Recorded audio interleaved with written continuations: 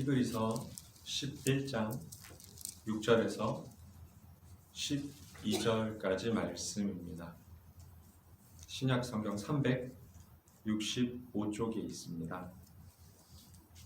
히브리서 11장 6절에서 12절까지 말씀입니다.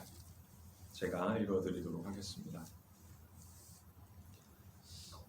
믿음이 없이는 하나님을 기쁘시게 하지 못하나니 하나님께 나아가는 자는 반드시 그가 계신 것과 또한 그가 자기를 찾는 자들에게 상 주시는 이심을 믿어야 할지니라. 믿음으로 노아는 아직 보이지 않는 일에 경고하심을 받아 경외함으로 방주를 준비하여 그 집을 구원하였으니 이로 말미암아 세상을 정죄하고 믿음을 따르는 의의 상속자가 되었느니라. 믿음으로 아브라함은 부르심을 받았을 때에 순종하여 장래의 유업으로 받을 땅에 나아갈새 갈 바를 알지 못하고 나아갔으며 믿음으로 그가 이방의 땅에 있는 것 같이 약속의 땅에 거류하여 동일한 약속을 유업으로 함께 받은 이삭 및 야곱과 더불어 장막에 거하였으니 이는 그가 하나님이 계획하시고 지으실 터가 있는 성을 바랐습니다. 믿음으로 사라 자신도 나이가 많아 단산하였으나 잉태할 수 있는 힘을 얻었으니 이는 약속하신 이를 미쁘신 줄 알았습니다. 이러므로 죽은 자와 같은 한 사람으로 말미암아 하늘의 허다한 별과 또 해변의 무수한 모래와 같이 많은 후손이 생육하였느니라. 아멘. 잠깐 기도하고 말씀 듣도록 하겠습니다. 하나님 아버지, 저희를 3일 동안 아무런 탈 없이 지켜주시고 또 저희 필요를 공급해 주셔서 저희가 다시금 하나님께 기도하며 하나님을 찾아 나아올 수 있는 자리 가운데 오게 하여 주시니 감사합니다. 우리의 심령 가운데 하나님의 은혜가 있기를 원합니다. 하나님을 만나는 경험을 하기 원하고 하나님을 중심에 품음으로 말미암아 우리의 삶이 변화된 삶을 살아가기를 원합니다. 이제까지는 세상이 원하는 대로, 세상이 뜻하는 대로 육체의 정욕을 쫓아 세상의 안목을 쫓아 살아갔다라면 이제는 믿음의 삶을 쫓아 그리스도인 닮은 그리스도인과 같은 그러한 삶을 살아가기를 원합니다. 저희 가운데 하나님 은혜를 주셔서 그리스도를 닮아가게 하시며 그리스도의 본을 쫓아 살아갈 수 있는 모습을 우리 가운데 허락하여 주시옵소서. 하나님, 믿음이 없이는 하나님을 기쁘시게 할 수 없다라고 하였습니다. 우리의 삶 가운데 하나님을 진정 따르는 믿음을 우리 가운데 허락하여 주셔서 하나님을 기쁘시게 하는 삶을 살아가기 원하오니 저희 가운데 믿음을 더욱더 충만히 허락하여 주시며 보이지 아니하고 잡히지 아니하며 우리가 채워지지 아니하였을지라도 하나님을 신뢰하며 하나님만을 바라보며 의지하며 살아갈 수 있도록 은혜를 허락하여 주시옵소서. 하나님 또한 예배드리는 자들 가운데 함께하여 주시길 바랍니다. 이들의 심령에 은혜를 주시며 이 자리에 나왔을 때에 하나님께서 충만히 임재하여 주셔서 하나님과 함께하는 귀한 시간이 되기를 원하며 하나님께서 친히 말씀하여 주시는 귀한 시간이 될 수 있기를 원하오니 이 시간 하나님 은혜를 허락하여 주시옵소서. 우리의 굳은 마음들을 풀어 헤쳐 주시며 하나님을 알아가고자 하도록 또 하나님을 기대하는 마음으로 이 시간 하나님 앞에 나아갈 수 있도록 은혜를 허락하여 주시옵소서. 오늘도 하나님께서 친히 은혜를 허락하여 주실 걸 기대하오며 걸어가신 예수님의 이름으로 기도하옵나이다. 아멘. 저희가 잘 아는 것처럼 히브리서 11장은 믿음의 장이라고 합니다. 그래서 우리의 선진들이 믿음의 조상들이 어떻게 믿음을 지켜갔고 그 믿음을 어떻게 삶 가운데서 잘 적용했는지를 잘 나타내주는 모습이죠. 1절부터 이렇게 시작을 합니다. 믿음은 바라는 것들의 실상이요 보지 못하는 것들의 증거라고 이렇게 말씀을 하면서 한 사람 한 사람 이렇게 이야기를 해줍니다. 우리 선진들의 그 믿음의 삶이 어떠했는지를 이렇게 나타내주면서 믿음이 어떤 모습으로 드러나는지를 잘 설명해 주죠. 일단 오늘 저희가 말씀을 통해서 믿음은 무엇이고 우리의 삶에 어떻게 믿음이 나타내야 되는지를 한번 알아보고자 합니다. 먼저 믿음은 어떤 것인가 라는 걸 했을 때 7절 말씀에 이렇게 말을 합니다. 노아를 예를 들면서 이렇게 말씀을 해주시죠. 믿음으로 노아는 아직 보이지 않는 일에 경고하심을 받아 경외함으로 방주를 준비하여 그 집을 구원하였으니 라고 이렇게 말을 하는데 노아가 하나님의 말씀을 받았을 때 그가 경외함으로 받았다라고 이렇게 말을 합니다. 여기서 경외함이라는 단어를 주목해서 보기를 원하는데 믿음이 있는 자들의 모습은 어떠한 모습이냐면 하나님을 경외하면서 나아가는 모습이라는 것입니다. 오늘 본문에서 경외하다라는 이 히브리어의 의미는 존경심을 품고 신중하게 행동하다라는 의미를 가지고 있다고 합니다. 그럼 저희가 노아의 시대 때를 잠깐 가서 한번 생각을 해보고자 합니다. 노아가 방주를 짓기 시작했을 때 주위의 사람들 반응이 혹시 어땠는지 상상할 수 있으신가요, 여러분들? 이제 하나님께서 노아에게 방주를 지으라고 하셔서 노아가 이제 방주를 짓죠. 방주를 짓기 시작하는데 이제 하나님의 심판이 있으니까 방주를 짓자라고 이렇게 말을 하지만 다른 사람들은 그 말을 믿지 않죠. 이 땅이 심판받을 거라고 생각하지도 않고 배를 짓는 노아를 아마 우습게 생각하였을 것입니다. 이제 노아가 배를 지어 나갈 때 뭐 1년, 2년 지은 게 아니잖아요. 보면 100년이나 120년 이렇게 되는 긴 기간 동안 노아가 방주를 지어 나가는데 이제까지 그 긴 시간 동안 하나님의 말씀이 이루어지지 않고 있는 상황이죠. 그러면 그 옆에 있었던 주위 사람들의 시선이 어땠겠어요? 거봐라, 무슨 심판이냐, 내 말이 맞지 않냐, 그런 식으로 아마 비웃으며 하나님의 말씀을 따르지 않고 아마 노아의 의견에 반대되도록 노아를 비웃으면서 노아를 비난하면서 살아갔을 것입니다. 근데 노아는 그런 것에 신경을 쓰지 않았어요. 왜냐하면 하나님을 경외했기 때문에. 여기서 경외했다라는 표현이 아까 존경심을 품고 신중하게 행동하다라는 것이죠. 그러니까 하나님을 존경하고 그 하나님의 말씀에 신중하게 행동했다라는 것입니다. 그러니까 주위의 반응이 어떠하든지 주위에서 누가 뭐라고 하든지 하나님을 경외하기 때문에 하나님께 집중했다라는 말이 되는 것이죠. 오늘날 보면 저희의 삶을 보면 저희는 많은 사람들을 의식하면서 살아갑니다. 이 사람이 나를 어떻게 생각할까? 내가 이 말을 하면 저 사람이 어떻게 생각을 할 것이고 내가 이 행동을 하면 저 사람이 어떻게 생각할까? 다른 사람들을 의식하고 다른 사람들의 의견이 굉장히 중요한 시대 가운데 저희가 살아가고 있죠. 더욱이 이제 미디어라는 것이 이제 활성화되면서 조금만 잘못한 것이 이제 비디오로 찍혀서 잘 올라가게 되면 많은 사람들의 비난이 일어나게 돼요. 특별히 교회가 그런 중요한 타겟이 되죠. 그래서 조금만 교회에서 잘못한 것이 일어나면 뉴스에 큰 이슈로 올라와서 교회가 굉장히 많은 욕을 먹습니다. 그렇게 저희 시대가 많은 이목이 집중되는 지금 시대를 살아가고 있어요. 그럴수록 저희가 어떻게 되냐면 다른 사람들의 시선을 많이 생각하게 된다는 것입니다. 하지만 믿음의 삶을 살아가고자 하는 자들은 다른 사람들의 시선보다는 하나님께서 무엇을 말씀하느냐가 더욱더 중요하다라는 것입니다. 오늘 노아가 보여줬던 것처럼 그가 얼마나 외로웠겠습니까? 다른 모든 사람들이 그의 의견을 반대했고 그의 의견과는 정반대로 삶을 살았었고 그 노아의 삶을 쫓아서 살아가지 않았어요. 하지만 그의 혼자서 그렇게 꿋꿋이 하나님을 경외하는 삶을 살아갔을 때 그는 믿음의 본을 보여줬다라고 이렇게 말씀을 한다라는 것입니다. 또한 믿음의 모습은 어떠한 모습으로 나오게 되냐면 8절 말씀에 이렇게 말을 합니다. 믿음으로 아브라함은 부르심을 받았을 때에 순종하여 장래의 유업으로 받을 땅에 나아갈세라고 이렇게 말을 하고 있죠. 이제 노아에서 믿음의 모습이 아브라함으로 또 설명되어지는 것을 볼 수가 있습니다. 아브라함은 어떤 믿음의 모습으로 우리 가운데 가르쳐 주었냐면 부르심을 받았을 때 순종했다라고 이렇게 말을 하고 있죠.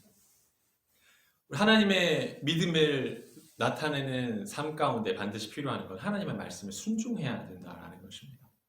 여기서 부르심을 받았을 때 순종했다라는 표현에는 즉각적인 순종을 표현하고 있죠. 조금이라도 꾸물거리거나 조금이라도 지체했다라는 표현이 아니라 듣자마자 순종했다라는 의미가 그곳에 담겨져 있다라는 것입니다.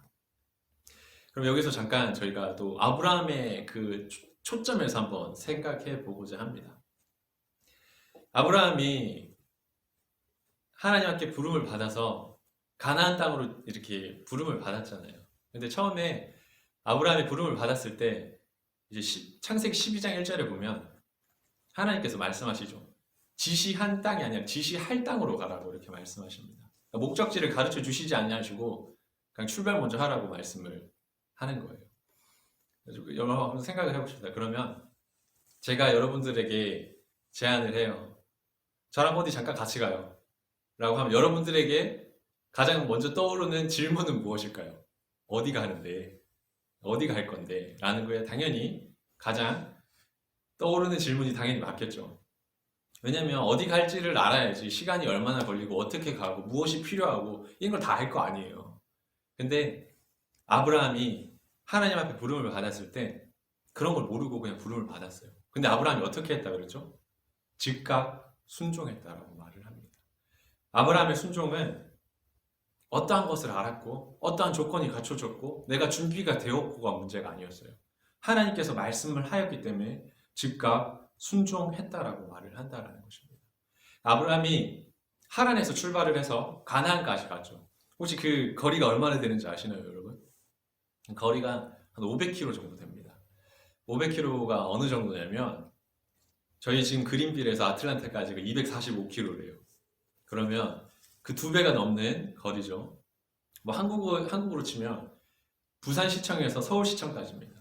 그러니까 한국 끝에서 끝까지 가는 거리가 400km가 정도 돼요. 그러니까 그것보다 더 먼 것이 하란에서 가나안까지 가는 거리죠. 그 거리를 이제 뭐 가족들도 있고 종들도 있고 뭐 다른 뭐 가축들도 있고 다 이끌고 가야 될 거 아니에요. 그런 것들을 이끌고 그렇게 긴 거리를 갑니다. 갔을 때 근데 목적지를 모르고 가는 거잖아요. 하나님 한 10km쯤 가면 이쯤일까? 아니면 한 50km쯤 가면 이쯤일까라는 생각을 얼마나 많이 했겠습니까? 근데 아브라함은 그런 와중에도 불평하지 아니하고 하나님 앞에 순종하는 모습을 보였다라는 것입니다. 우리의 순종해야 될 때 우리가 뭐 하나님께서 이런 이유를 주셨기 때문에 순종을 하고 하나님께서 그런 말씀을 하셨기 때문에 어떠한 조건이 갖추어졌기 때문에 내가 지금 이러한 것이 이루었기 때문에 순종을 하는 것이 아니라 하나님의 말씀이 떨어지면 즉각 순종해야 되는 것이 그리스도인의 믿음의 모습이라는 것입니다. 우리가 참 많은 착각을 하고 살아가는 게 우리는 어떤 직장이 잡히고 나면 신앙생활을 잘할 것 같고 우리가 어떤 가정이 안정화가 되고 나면 신앙생활을 잘할 것 같고, 또 우리가 어떠한 뭐 조건이 딱 갖추어지고 나면 우리가 신앙생활을 열심히 할 것처럼 하나님의 말씀을 순종할 것처럼 삶을 살아갑니다. 근데 절대 그렇지 않다라는 거예요.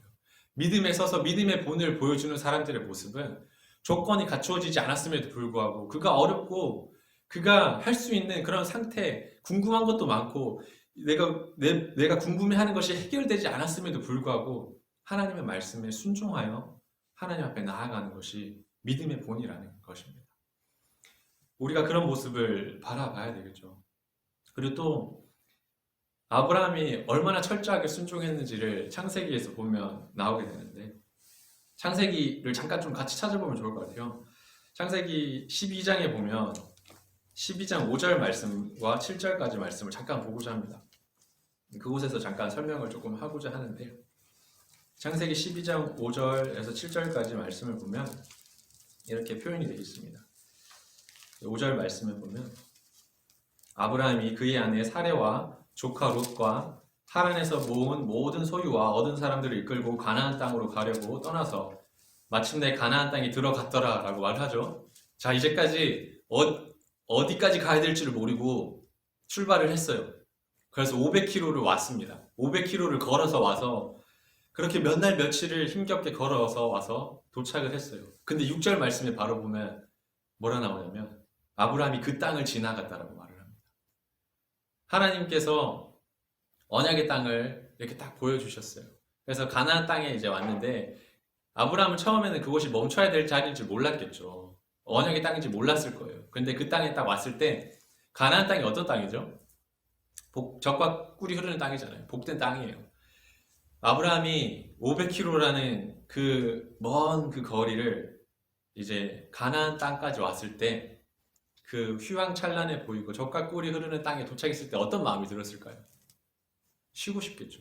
이곳에 정착하고 싶겠죠. 그의 마음은 하나님 이제까지 왔는데 이렇게 좋은 땅에서 좀 생활하고 이런 곳에서 좀 정착하면 안 될까요? 라는 마음이 당연히 들지 않았을까요? 근데 아브라함은 6절 말씀을 보면 그 땅을 지나갔다라고 말을 합니다. 그러면서 언제 멈춰 섰느냐? 7절 말씀을 보면 이렇게 말을 해요. 여호와께서 아브라함에게 나타나 이르시되 내가 이 땅을 내 자손에게 주리라 하신지라 자기에게 나타나신 여호와께 그가 그곳에 제단을 쌓고 라고 말을 합니다. 하나님의 말씀이 임하니까 그가 순종하여 멈추기 시작합니다. 그가 얼마나 철저히 하나님 말씀 앞에 순종했는지를 바라보고 있죠. 자기가 얼마나 힘들고 자기의 생각이 어떠했는지 어떠한 거 가지고 순종하지 않았어요. 그는 하나님 말씀 앞에 온전히 순종한 모습을 여기에 보여주고 있다는 것입니다. 그가 출발할 때도 출발을 했을 때 어디로 갈지를 몰랐고 언제 도착할지도 모르는 것을 갔지만 그가 정착하고 싶은 그 좋은 땅이 있음에도 불구하고 정착하지 아니하고 하나님의 말씀이 떨어질 때까지 기다리면서 순종하고 나아갔다라는 것입니다. 그리스도인의 믿음의 본이 되는 순종이 이와 같다라는 거예요. 우리는 뭐 내 기분에 들면 순종하고 내 기분에 안 맞으면 순종 안 하고 그럴 때가 많잖아요. 내가 하고 싶을 때 순종하고 내가 하고 싶지 않으면 안 할 때 순종하는 사람들이 얼마나 많습니까? 내 기분이 좋으면 이것도 해주고 저것도 해주고 다 퍼줘요. 근데 내 기분이 맞지 않고 내 기분이 조금만 상하면 그냥 그대로 토라지고 그냥 뭐 원수만큼 그런 관계로 살아갈 때가 얼마나 많습니까? 하나님의 말씀은 그렇지. 하나님과의 믿음의 삶을 살아가는 삶은 그런 삶이 아니라는 거예요. 내 감정 기분에 치우쳐가지고 내가 원하는 대로 내가 뜻하는 대로 그런 것을 바라보면서 살아가는 게 아니라 하나님께서 말씀하시면 내 감정 기분 그런 것이 중요한 것이 아니고 또 내가 모를지라도 내가 어떠한 부분에 있어서 온전히 이해할 수 없을지라도 하나님께서 말씀하시면 순종하는 본이 바로 믿음의 본이라는 것입니다. 이렇게 아브라함이 믿음의 본의 모습을 잘 보여주었죠. 그것은 순종의 본이라는 것입니다. 9절 10절 말씀을 보면 믿음의 또 다른 모습을 하나님께서 설명해 주십니다. 9절 10절 말씀에 이렇게 말을 하죠. 믿음으로 그가 이방의 땅에 있는 것 같이 약속의 땅에 거류하여 동일한 약속을 유업으로 함께 받은 이삭 및 야곱과 더불어 장막에 거하였으니 이는 그가 하나님이 계획하시고 지으실 터가 있는 성을 바랐습니다 라고 말을 합니다. 다시 한번 아브라함의 삶을 통해서 믿음의 모습이 어떤가를 보여주게 되는데, 여기 9절 끝절 말씀에 장막에 거하였으니라는 부분과 10절 말씀에 성을 바랐다라는 그 단어에 좀 주목을 했으면 좋겠습니다. 장막에 거했다라는 말은 무엇이냐면, 우선 그 이전의 상황을 한번 설명을 좀 하는 게 필요할 것 같습니다. 자, 아브라함이 하나님과 언약을 받았어요. 그래서 마침내 가나안 땅에 도착했죠. 그 힘든 여정을 끝내서 언약의 땅에 도착을 했어요. 하나님께서 아브라함에게 약속했잖아요. 별처럼 많은 그런 수많은 자녀들을 주고 너의 자손들이 있을 것이고 너의 자손들을 통하여 온 백성들이 복을 받을 거라고 이렇게 축복을 해주시죠. 자, 그러면 이제 그가 그 험난한 여정을 끝내고 가나안 땅에 도착했을 때 아브라함이 생각할 수 있는 건 무엇이죠? 이제 복을 얻겠구나라는 것을 생각할 수 있죠. 이제까지 큰 어려움이 있었잖아요. 큰 여정이 있었잖아요. 그러면 마침내 하나님의 그 언약하신 땅에 딱 도착했을 때, 이제 하나님께서 내게 복을 주시겠구나. 이제 하나님께서 내게 크나큰 은혜의 복을 주시겠구나라고 당연히 인간적으로 생각이 들겠죠. 근데 하나님의 언약은 그 땅이 가나안 땅이 언제 하나님의 백성의 땅이 되죠? 여호수아 때 이루어집니다. 여호수아 때. 아브라함의 때 이루어지지 않아요. 그리고 더 나아가서 아브라함의 자식들, 이삭이나 야곱에게 그런 하나님의 언약이 이루어지지 않습니다. 먼 시간이 지나서 여호수아의 때에야 그 하나님의 약속하신 그 언약이 이루어지는 것을 바라볼 수가 있죠. 그리고 여기서 장막이 나옵니다. 그 9절 말씀에 장막에 거하였다라는 말은 무엇이냐면, 그가 하나님의 언약에 성취될 것을 당연히 기대를 했겠지만, 그것을 그 땅에 있는 복을 가지고 살아가지 않았다는 거예요. 장막이 어떤 것이죠? 장막은 항상 옮겨 다니는 것을 말하는 거예요. 그가 아브라함이 한 곳에 정착하여서 그곳에 있는 많은 것들을 누리고 하나님의 복을 누리면서 하나님께서 허락해 주신 그런 많은 그런 재물을 모으고 그랬던 것이 아니라 여러 군데 옮겨 다니면서 그 언약의 땅에서 그렇게 살아갔다라는 것을 말합니다. 이삭도 그렇고 야곱도 그랬다라는 거예요. 이 말은 무엇이냐면, 하나님의 언약이 더디게 이루어지는 것 같잖아요. 하나님, 그렇게 먼 곳을 내가 왔고 하나님께서 한 그 언약을 지금쯤 이루어 줄 수 있잖아요. 하나님의 언약하신 곳까지 내가 왔잖아요. 근데 왜 아직 안 이루어지죠? 라고 아브라함은 그렇게 말할 수 있겠죠. 근데 그가 그런 불평불만을 하지 아니하고 장막의 삶을 살았다는 거예요. 장막. 이리저리 옮겨 다니면서 하나님을 의지하는 삶을 살았다는 것입니다. 근데 그가 그렇게 할 수 있었던 이유가 무엇이냐면, 이제 10절에 나오죠. 이제 10절에 이렇게 말을 합니다. 이는 그가 하나님이 계획하시고 지으실 터가 있는 성을 바랐음이라 라고 말을 합니다. 아브라함이 이 땅에 그 하나님의 성취가 이루어지지 않았음에도 불구하고 그에게 물질적인 축복과 그 물질적인 평안이 그에게 이루어지지 않아서 장막 가운데 거하며 이리저리 옮겨 다녔을지라도 그가 그러한 생활을 견뎌내고 이길 수 있었던 것은 무엇이냐면, 하나님이 계획하시고 하나님께서 지어놓으신 터가 있음을 그가 바랐다라고 말하는 것입니다. 여기 하나님께서 지어놓으시고 바란 터가 무엇이죠? 하나님의 나라잖아요. 하나님의 나라를 소망하면서 살아갔던 거예요, 아브라함은. 이 세상에 이루어질 그 축복이 아니라, 이 세상 가운데 이루어질 내가 물질적으로 만져지고 내 눈으로 보아지는 그 축복이 아니라, 하나님께서 내게 허락해 주신 그 땅을 소망하면서 살아갔기 때문에 그 언약이 자기의 때에 이루어지지 않았을지라도, 자기 자식이나 자기 손자의 때에 이루어지지 않았을지라도 그가 끝끝내 믿음으로 살아갔다는 것입니다. 왜냐하면 이 세상의 그 축복보다 하나님께서 이루어 놓으신 그 나라가 더욱더 귀한 것임을 아브라함은 알았기 때문이라는 것이죠. 우리가 하나님의 언약을 가지고 살아가잖아요. 하나님의 복을 가지고 살아갑니다. 여러분들 다 복받은 자죠. 하나님의 은혜를 받았고 하나님의 복이 충만한 자들입니다. 하지만 때로는 이 땅에서 그 하나님의 복이 이루어지지 않을 수도 있어요. 이 땅에서 그 하나님의 축복이 여러분들의 삶 가운데 이루어지지 않을 수도 있습니다. 때로는 곤고한 삶을 살아가고 때로는 외롭게 세상에서 죽을 수도 있겠죠. 나사로를 한번 보세요. 죽은 나사로를 생각했을 때 그가 얼마나 비참하게 죽었습니까? 가난한 가운데 그가 얼마나 외롭게 죽었습니까? 근데 그가 간 곳은 어디죠? 하나님의 나라였던 것이죠. 그가 소망한 것은 하나님의 나라였던 거였어요. 우리 또한 하나님의 은혜와 하나님의 축복을 바라보고 소망하면서 살아갑니다. 그 하나님의 축복과 그 소망이 이 땅에서는 이루어지지 않을 수도 있지만 우리는 저 하나님의 나라를 소망하면서 살아갈 때 이 험난한 세상을 이겨나갈 수 있다는 것입니다. 이 장막에 거했다라는 것은 나그네의 삶을 표현한 것이죠. 이리저리 옮겨다니면서 나그네처럼 지낼 곳 없이 머리 둘 곳 없이 산 그 처참한 삶을 잘 표현한 것입니다. 우리의 삶이 나그네의 삶과 같다라는 거예요. 우리가 여기서 붙잡을 것이 있으면 무엇 있겠습니까? 다 버리고 떠날 하나님의 나라를 향해 나아갈 때 다 버리고 내려놓고 갈 것인데 이 나라의 이 세상의 것을 중점을 두고 살아갈 수 없다라는 것입니다. 하나님의 나라를 소망하며 하나님의 나라의 중심적으로 살아가는 것이 믿음의 삶을 살아가는 것이라고 아브라함이 보여주는 것이죠. 우리 또한 아브라함처럼 이러한 모습으로 삶을 살아가야 된다는 것입니다. 여러분들이 아무리 힘겹고 어려운 삶을 살아갈지라도 여러분들의 소망은 이 땅에 있는 것이 아니라 저 천국에 있다라는 것입니다. 그리스도 안에 저 천국에 우리가 소망을 두고 나아갈 때 이 세상 가운데서 잘 이겨내고 견뎌낼 수 있다라는 것이죠. 그리고 마지막으로 믿음의 모습은 11절 말씀에도 이렇게 나타납니다. 믿음으로 사라 자신도 나이가 많아 단산하였으나 잉태할 수 있는 힘을 얻었으니 이는 약속하신 이를 미쁘신 줄 알았음이라. 이렇게 말씀을 합니다.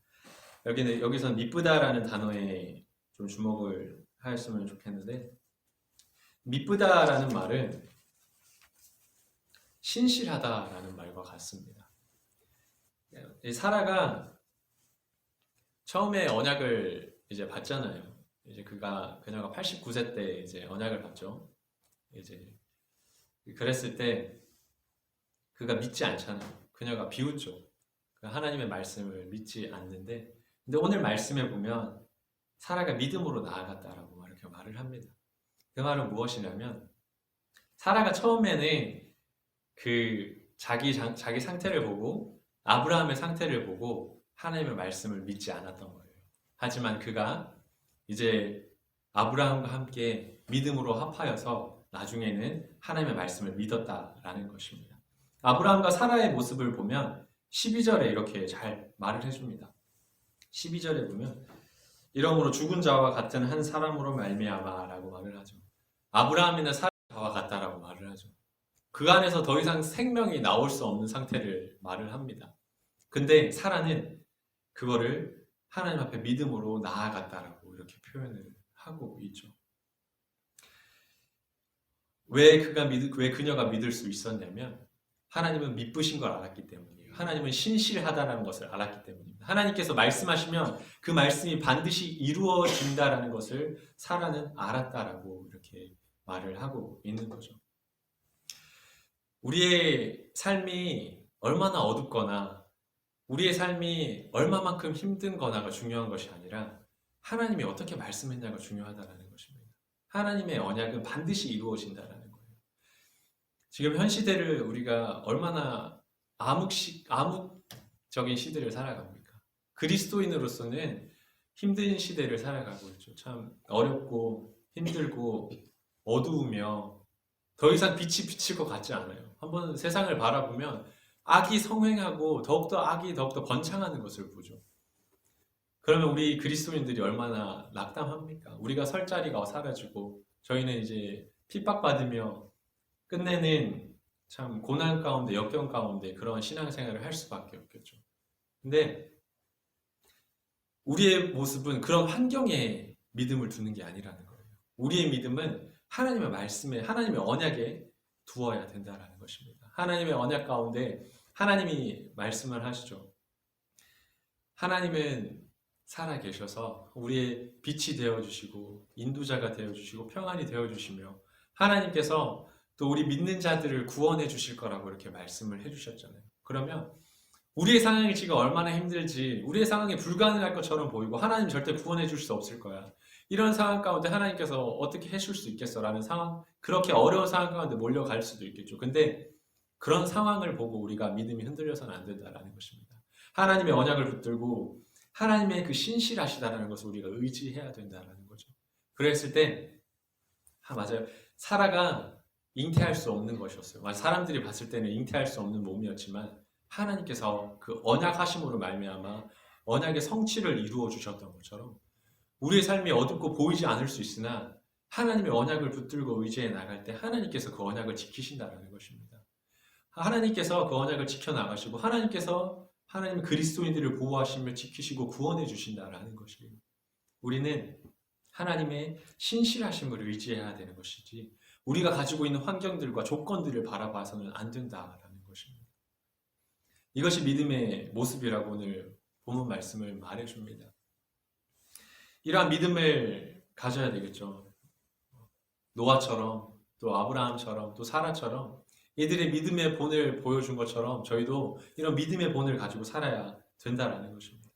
이 믿음의 삶을 살아갔을 때 이 믿음이 무엇을 가능하게 하냐면 6절 말씀에 이렇게 말을 합니다. 믿음이 없이는 하나님을 기쁘시게 하지 못하나니라고 말씀을 하죠.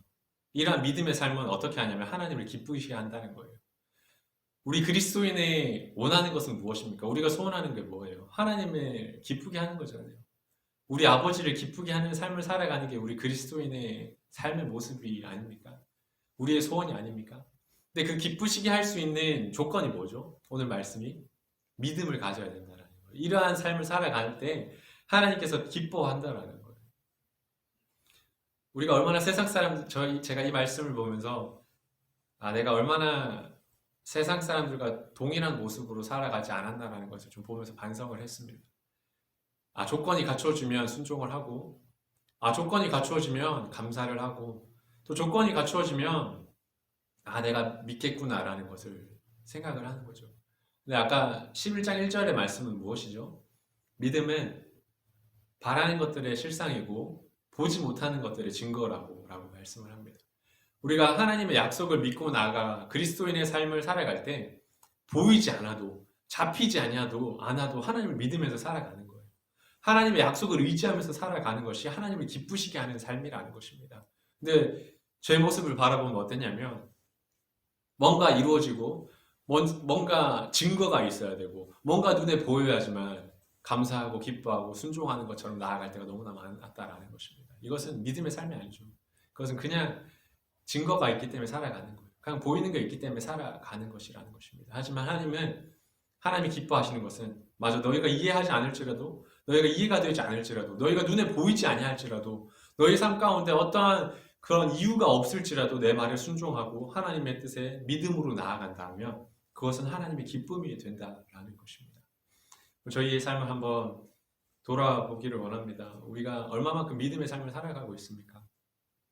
노아는 그러한 모든 사람이 등졌을지라도 하나님 말씀에 순종하는 본을 보여줬죠. 그것이 믿음입니다. 아브라함은 아무런 알 수 없는 그런 어떤 이유를 알지 못할지라도 하나님의 말씀에 순종한 것이 믿음의 본이었어요. 사라는 어떠한 조건이 갖추어졌기 때문에 믿는 것이 아니라 내 능력 밖일지라도 아무도 그런 일을 할 수 있을 거라고 믿지 아니할지라도 하나님께서 말씀하신다면 하나님께서 언약하신다면 그것을 신실한 하나님께서 이루실 것을 믿음으로 나아갔던 것이 사라의 모습이었습니다. 우리의 모습이 그러해야 된다는 거예요. 우리가 어둠 가운데 살아가고 아무것도 잡히는 거 없을지라도 하나님을 믿으면서 살아가야 된다는 것입니다. 오늘 기도하며 나아갈 때 믿음으로 기도하시길 바랍니다. 내 모습을 돌아보는 시간 되기를 원하며 하나님 앞에 믿음으로 또 순종하는 그런 삶을 살기를 기도하시기를 바랍니다. 또 특별히 교회 필요를 놓고 기도해 주시기를 바랍니다. 육적인 아픔 가운데 있는 영혼들이 있습니다. 스텔리 윌슨 형제님 암투병 가운데 있는데 하나님을 만나고 하나님을 경험하는 시간 되며 또 하나님께서 은혜를 주셔서 회복이 될 수 있는 귀한 시간이 있기를 위해 기도해 주시고 척 조던 형제님 또 수술 가운데 회복 중에 있습니다. 회복이 잘 되어서 다시금도 예배당에 나와 하나님을 예배하며 함께 할 수 있는 시간 가지기를 위해 기도해 주시고 또 찰스 탐슨 형제님 이제 심장에 또 수술 준비를 놓고 또 검사를 했다고 합니다. 또 위에서 기도해 주시고 수술을 해야 된다면 잘 감당할 수 있도록 잘 수술이 될 수 있도록 위에서 기도해 주시기를 바라겠습니다. 또 토요일 날 있을 새벽 기도회와 주일 날 있을 예배를 놓고 항상 기도해 주시기를 바라겠습니다. 자, 10분 동안 기도하도록 하겠습니다.